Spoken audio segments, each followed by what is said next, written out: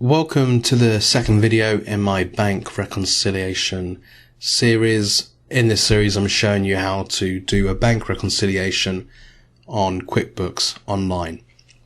In the previous video, I showed you how to access the bank reconciliation feature on QuickBooks Online. I showed you how to save the reconciliation that you're doing, how to resume the reconciliation, and how to edit any of the information that you may have entered for the bank reconciliation. I understand that I've been doing this for several years and that you may be brand new to this, so I do apologize if I'm going too fast, but the great thing about free YouTube videos, which this is, you can rewatch them as many times as you want. So feel free to go back and watch video 1 again if you need a refresher, if you didn't quite get what I was teaching. If I went too quick, then please go back and watch video 1. So in this video, I'm going to start the actual reconciliation. So here's my bank statement that I've created on Excel. So our opening balance is 0, which is correct as per QuickBooks Online. Our first transaction here is the 3rd of March, ABC Computers, £400. So let's see if that's showing. So these are in date order. You can change the date order by clicking on this, whether you want it from the earliest date to the most recent date, or the most recent date to the earliest date. You can put them in alphabetical order as per type, or the customer, the supplier.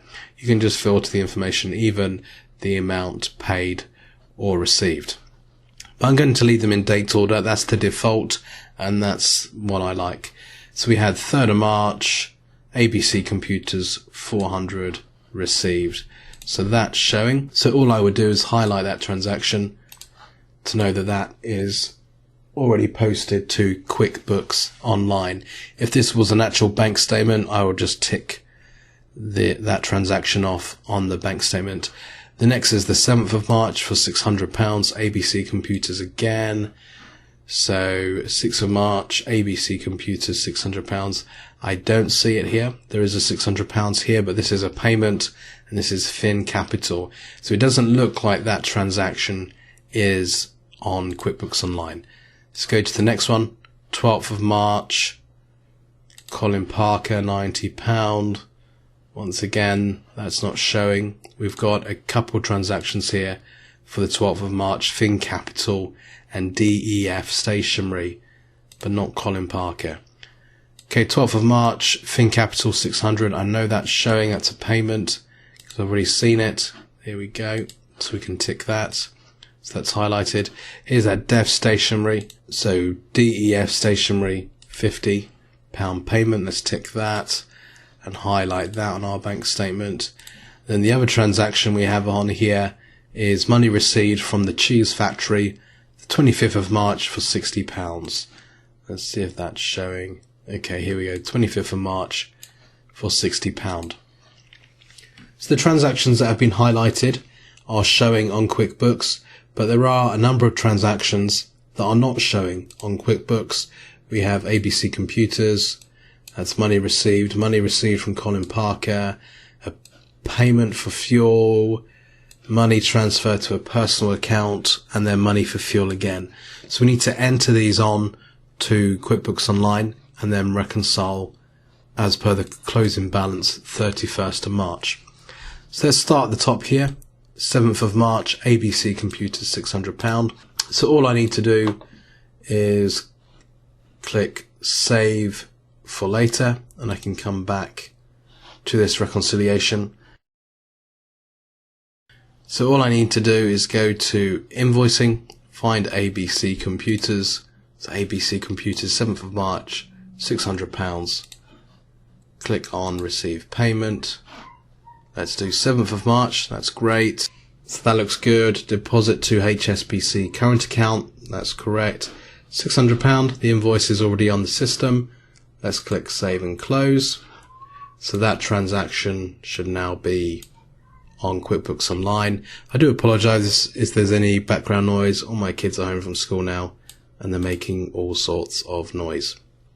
12th of March, Colin Parker, £90.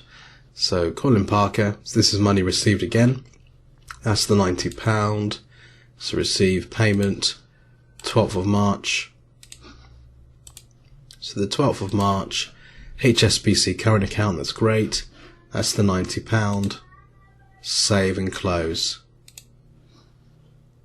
Okay, this is an expense this time for fuel, 18th of March.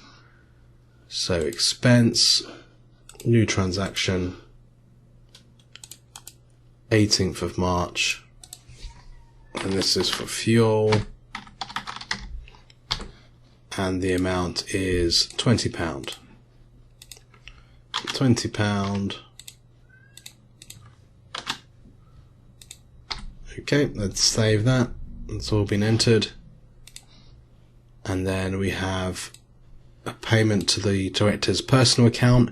It could be a director's account. It could also be drawings if the business is a sole trader business. So 28th of March. Director, that's not the one, that's director's pension. Director current account. Personal withdrawal, £300. And then this is the 28th of March. There's another transaction here for the 28th of March, another fuel payment for £20. So travelling, fuel, 20.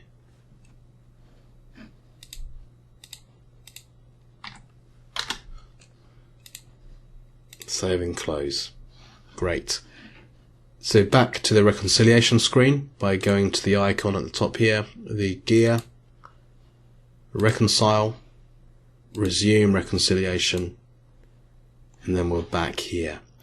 So let's have a look. 7th of March, ABC Computers, £600. Here we go, 7th of March. We just entered that. Let's tick that and highlight. 12th of March, Colin Parker, £90. Here we go, 12th of March, Colin Parker, £90. Let's tick that and highlight that. 18th of March, BP. 18th of March, BP. And then the last two transactions on the 28th are £320 for the director's drawings and the fuel. So let's click on that. All the expenses will be combined if they were entered on the same date, like I did with the fuel and the director's drawings. And you'll see it says split here. But if you want to see the actual amounts, just click on it and click edit. Then you'll be able to see the breakdown of the 320. So we're at 320. Okay, so that's been ticked. You'll see the difference is at 0. So this statement ending balance is 160, which is here. And the cleared balance is 160. So it looks great. All we do is click finish now. And that's our reconciliation for March done.